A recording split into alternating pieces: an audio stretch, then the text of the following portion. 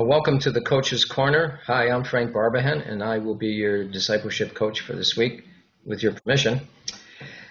I want to read verse 3 of Joy to the World. It says, "No more let sins and sorrows grow, nor thorns infest the ground.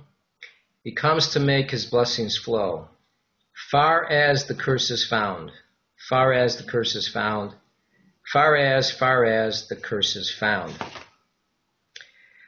Well, I don't know about you, but I didn't ever lock in on the word curse until my 20s. And actually, I didn't lock in on it until I went to seminary and began to study this stuff.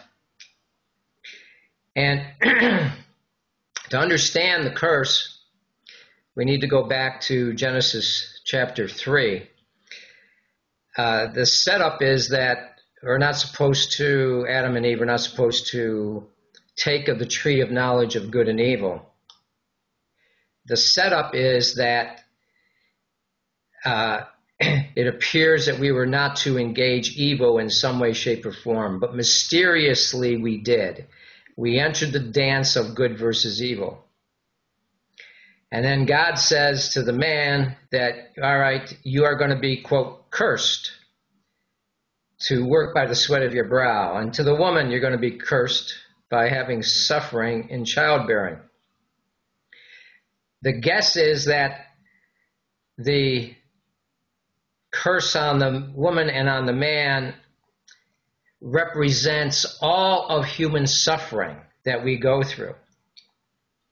And the final outcome is that we return to dust, from dust to dust. So there's the trifecta. We engage evil.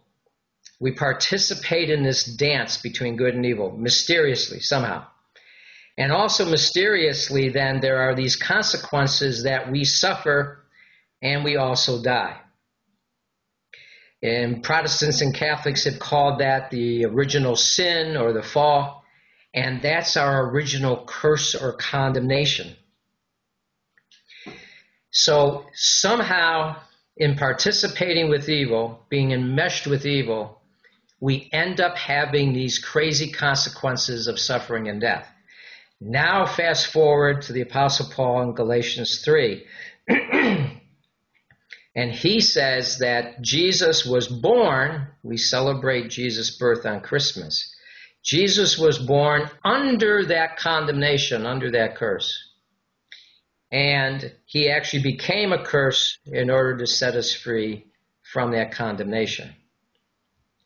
So when we think of Christmas, we're not only celebrating that God became a human being in Jesus, but that Jesus became human to come under that condemnation, to become that curse in order to set us free. So if you go back to verse 3, when we sing that verse, he comes to make his blessings flow far as that condemnation is found, far as the consequences of suffering and death is found, he came to make his blessings flow. Well, Merry Christmas. See you next week. Any questions, feel free to blog me or any comments, or email me at frank@peakperformancediscipleship.com, frank@peakperformancediscipleship.com. See you next week.